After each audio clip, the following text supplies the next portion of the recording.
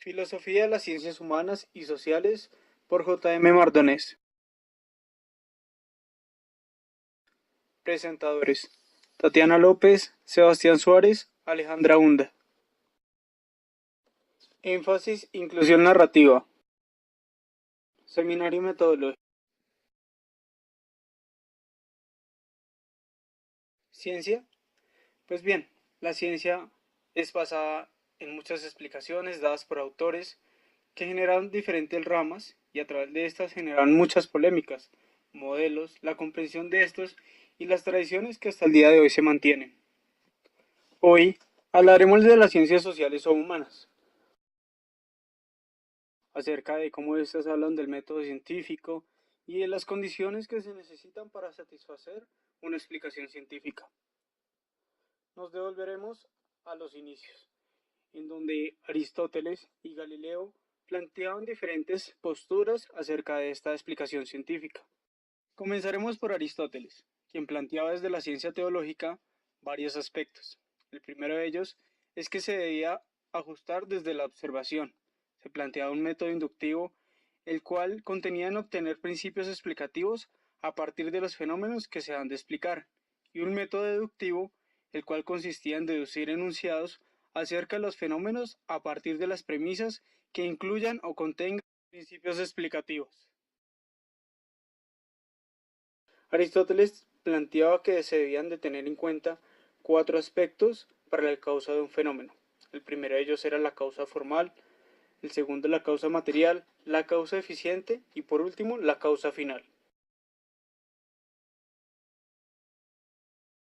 Parte, en Galileo se plantea una ciencia moderna, gracias al contexto sociocultural que se da en el momento, en donde se da un positivismo inicial, donde se plantea el capitalismo incipiente, más por el cómo inmediato y práctico de los fenómenos y las consecuencias que estos pueden llegar a tener. Galileo también hace una recuperación de la matemática que se planteaba Pitágoras, hipótesis causales. La revolución copernicana en la ciencia. La primera polémica.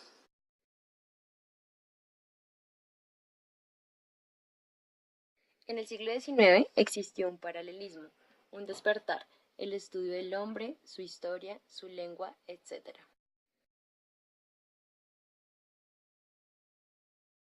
En este momento de la historia se da el boom de los estudios culturales, sociales y humanos. Es un reto para el hombre, según Kant. Antes de la Revolución Francesa, la sociedad no implicaba un problema para la conciencia, no era algo significativo. Pero luego de la crisis europea, la sociedad se convirtió en un problema a nivel de práctica por la organización y a su vez la ignorancia teórica y su modo de comprensión, dando lugar para el desarrollo de las ciencias del hombre. A mediados del siglo XIX, las ciencias naturales tienen unas bases más fuertes debido a sus tradiciones en el positivismo supositor, la hermenéutica. El positivismo, según Comte, y la tradición galileana se divide en cuatro momentos: monismo metodológico, modelo de las ciencias naturales exactas, explicación causal, interés denominador positivista. Todos estos hacen parte de la física matemática, leyes generales de la explicación científica.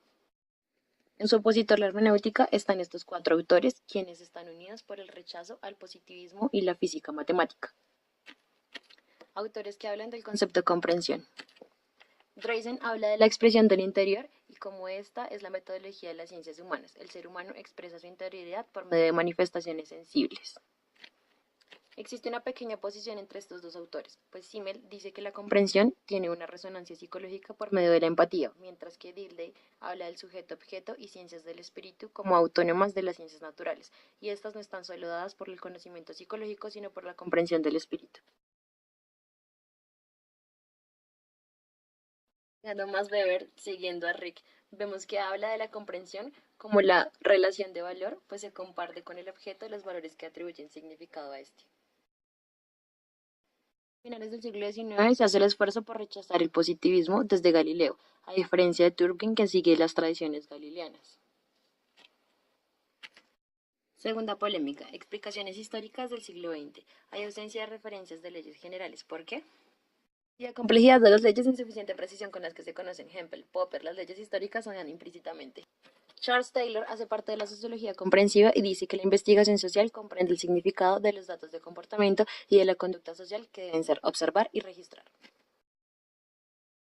W. Drake en 1957 responde a Hempel y a Popper y dice que las explicaciones históricas no se fundamentan en las leyes generales y asimismo explicar es la acción adecuada y racional. Alfred Schutz habla acerca de la ciencia natural y social y dice que es el mundo que tiene sentido y significado. Está en contra del positivismo y dice que además debe ser un modelo interpretativo y reflexivo. Anscombe habla sobre la intencionalidad y dice que hay una diferencia clara entre explicación y comprensión, y la conducta intencional descrita deja de determinarse por la otra, como dice Aristóteles. Habermas y O. Appel hablan sobre la fenomenología y la hermenéutica. Se basan en Kant sobre la teoría y la práctica que induce a la razón.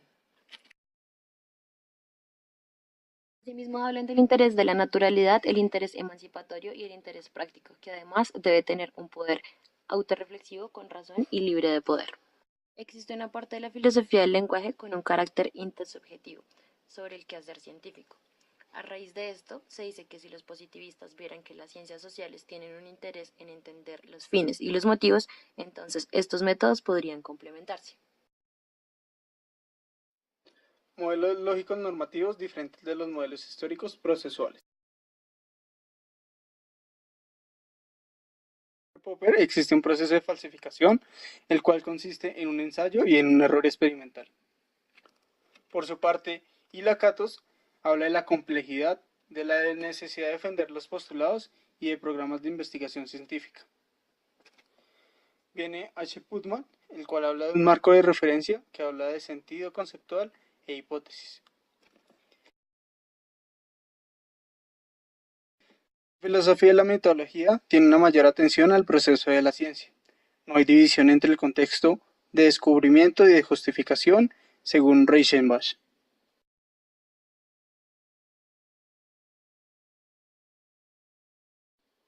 La teoría del todo vale habla de la destrucción de la pretenciosidad de un método y da perspectivas dadaístas o anarquistas de una ciencia. También Feyerabend habla de la originalidad de los métodos y de que la ciencia se convierte en un arte. Para Bernstein, habla de una crítica al inductivismo. Hay una debilidad del fasciacionismo según él y respeta al pluralismo.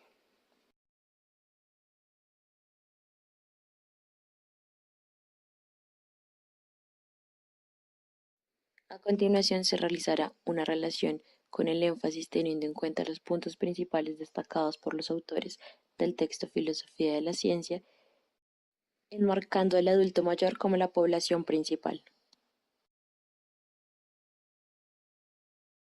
La primera polémica que se da entre la hermenéutica y el positivismo se sitúa al siglo XIX. Se hará una comparación entre el siglo XIX y el siglo XXI.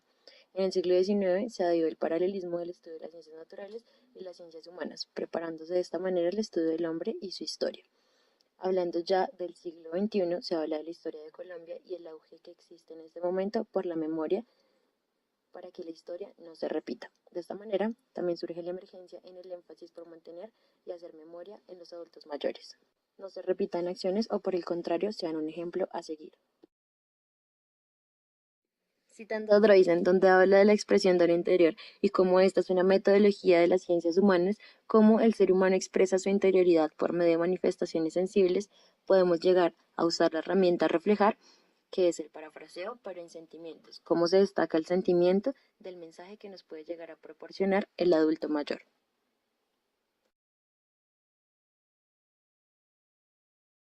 Llegando al concepto de comprensión, citamos a Simmel, quien habla que el concepto de comprensión tiene una resonancia psicológica en forma de empatía o identificación afectivo-mental, que se reactualiza la atmósfera espiritual.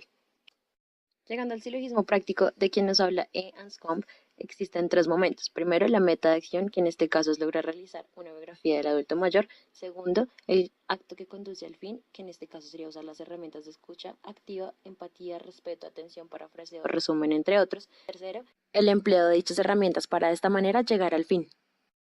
En cuanto a la teoría de Alfred Schultz, decía que la ciencia natural y la ciencia social buscaban un mundo con significado. reflexivo e interpretativo, relacionándolo con el énfasis se busca que el mundo de los adultos mayores tenga un significado y un sentido para sus vidas, estando así en un modelo interpretativo tomando esa historia de vida. Por último, en la teoría de Charles Taylor se habla de la investigación social, en relación con el énfasis sería el adulto mayor y su comprensión del significado de la vida, cómo logra entender la conducta social por medio de la observación y registro.